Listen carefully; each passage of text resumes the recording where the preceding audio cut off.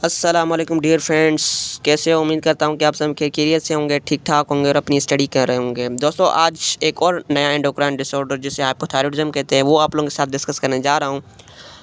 यह hypothyroidism basically क्या होता है, इसकी क्या कॉजेज़ होते हैं, मैनिफेस्टेशंस क्या होती हैं और इसकी क्या इसकी मेडिकल मैनेजमेंट होती है जिसके थ्रू जो है हम इस कंडीशन को ट्रीट कर सकते हैं, इसकी ट्रीटमेंट कर सकते हैं और इसकी ऐसी क्या प्रिवेंशंस हैं, वो जो है आप लोगों के साथ वन बाय वन डिस्कस करने जा रहा हूँ। तो वीडियो को लाजमी इन तक देखिएगा और अगर वीडियो पसंद आए तो वीडियो को लाजमी लाइक कर दीजिएगा और अगर आप मेरे चैनल पर नए तो आप प्लीज़ मेरे चैनल को सब्सक्राइब कर दीजिएगा ताकि मेरी आने वाली हर नई वीडियो आप दोस्तों तक पहुँचती रहे। हाइपोथायरॉयडिज्म बेसिकली क्या होता है? एक ऐसा डिसऑर्डर होता है थायराइड ग्लैंड का जिसमें क्या होता है कि थायराइड ग्लैंड जो होता है अंडर एक्टिव हो जाता है, जिसकी अंडर एक्टिवेशन की वजह से जो थायराइड हार्मोन्स हैं उनकी फॉर्मेशन और सीक्रेशन जो है डिक्रीज़ हो जाती है। ये होता है हाइपोथायरॉयडिज्म।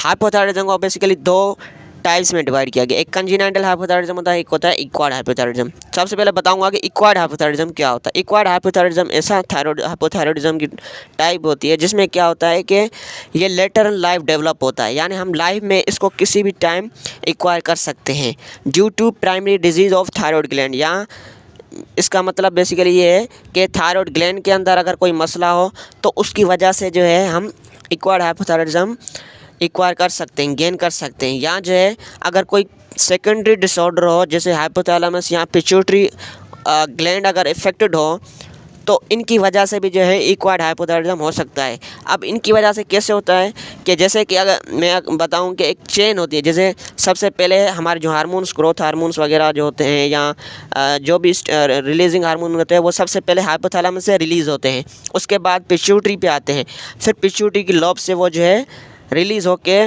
डिफरेंट जो है ऑर्गन्स को आके मैसेज देते हैं या उनको स्टिमुलेट करके उनसे हार्मोन रिलीज़ करवाते हैं। तो पिट्यूटरी ऑर्गन या पिट्यूटरी ग्लैंड जब इफेक्टेड होता है तो थायराइड ग्लैंड को वो मैसेज नहीं मिल पाता, जिसकी वजह से थायराइड ग्लैंड जो है उसके फंक्शंस के अंदर अल्ट्रेशन आ जाती है, जहाँ वो जो है सही तरीके से अपने हार्मोन्स जो है सीक्रेट नहीं कर पा रहा था, तो उसकी वजह से भी जो है ये एक्वायर्ड हाइपोथायरॉयडिज्म डेवलप हो सकता है। अब इस कंडीशन में जो है पेशेंट को फटीग होती है, वेट गेन होता है, उसका कोल्ड इंटॉलरेंस यानी सर्दी को बर्दाश्त नहीं कर पा रहा होता है, उसकी स्किन जो है ड्राई हो जाती है और उसका हेयर जो है या उसके जो हेयर्स हैं वो लॉस हो जाते हैं। ये था एक्वायर्ड हाइपोथायरॉयडिज्म। अब इसके पीछे अब इसकी जो है डिफरेंट डायग्नोस्टिक इन्वेस्टिगेशंस होती हैं जिसके थ्रू जो है हम इस कंडीशन को डायग्नोस कर सकते हैं। सबसे पहले जैसे मैंने बताया कि जब भी पेशेंट हमारे पास आता है तो उसकी हम फिज़िकल एग्जामिनेशन करते हैं, उस पर्टिकुलर आर्गन या बॉडी के पार्ट को असेस करते हैं। जैसे अगर थायराइड के अंदर मसला है तो हम थायराइड की असेसमेंट करते हैं। उसके बाद हमारे पास फर्दर ब्लड टेस्ट आते हैं जिसमें हमारे पास T3, T4, TSH इनकी जो है लेवल को ब्लड के अंदर इनकी लेवल चेक करते हैं कि इनके ब्लड के अंदर लेवल एलिवेट तो नहीं हो गई। तो ये जो है क्लिनिकल साइन होता है थायराइड ग्लैंड के जो है डिसऑर्डर्स का, जिसमें डिफरेंट डिसऑर्डर्स आते हैं। उसके बाद जो है हम CT स्कैन या MRI वगैरह करते हैं थायराइड ग्लैंड का। ये भी जो है एक एक्यूरेट टेस्ट होते हैं जिसके थ्रू हम उस एक्यूरेट डायग्नोस कर सकते हैं। अब इसकी ट्रीटमेंट में हमारे पास आता है कुछ थायराइड हार्मोन रिप्लेसमेंट थेरापीज आती हैं जिसमें हमारे पास ड्रग्स हैं जैसे लीवोथायरोक्सिन है, लियोथायरोनिन है। ये डिफरेंट ड्रग्स होती हैं जिसके थ्रू जो है हम इस हाइपोथायरॉयडिज्म या एक्वायर्ड हाइपोथायरॉयडिज्म जैसी कंडीशन को ट्रीट कर सकते हैं, उसकी ट्रीटमेंट कर सकते हैं। इसके अलावा जो है हम साथ साथ ब्लड के थ्रू जो है TSH थायराइड स्टिमुलेटिंग हार्मोन और FT3P एंड FT4 ये बेसिकली थायराइड से रिलीजिंग हार्मोन्स होते हैं, जैसे T3 और T4 ट्राइआयोडोथायरोनिन एंड टेट्राआयोडोथायरोनिन, इनका लेवल चेक करते हैं। अगर इनका लेवल जो है ब्लड के अंदर एलिवेट होता है तो ये क्लिनिकल साइन होता है हाइपोथायरॉयडिज्म का। इसके अलावा जो है हमारे पास जो सेकंड टाइप है कंजेनिटल हाइपोथायरॉयडिज्म, ये ऐसी हाइपोथायरॉयडिज्म की टाइप होती है जो हम इन्फेंट जो होते हैं वो एक्वायर करते हैं due to congenital lack of thyroid gland.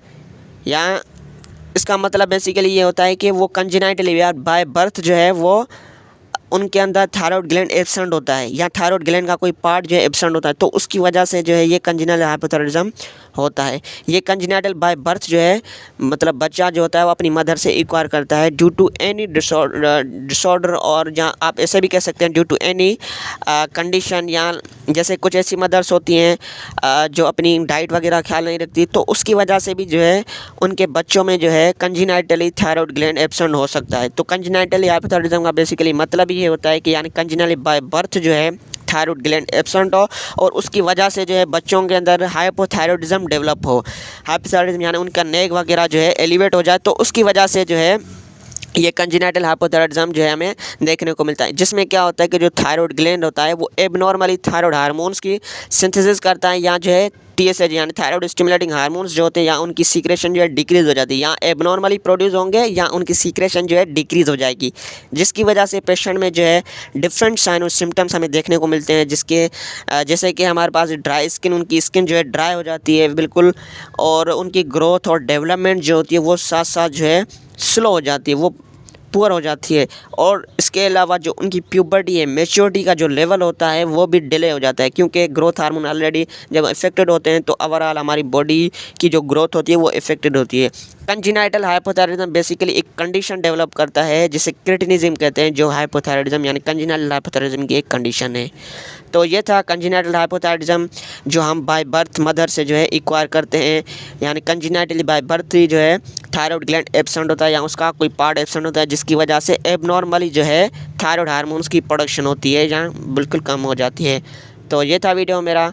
दोस्तों उम्मीद करता हूँ कि आज का मेरा वीडियो आप लोगों को पसंद आया होगा, और अगर पसंद आया तो यार वीडियो को लाजमी लाइक कर दीजिएगा, और अगर आप मेरे चैनल पर नए हैं तो आप प्लीज़ मेरे चैनल को सब्सक्राइब कर दीजिएगा। अपना रखिएगा बहुत सारा ख्याल, मिलते हैं नेक्स्ट वीडियो में, तब तक के लिए ओके, अल्लाह हाफिज़।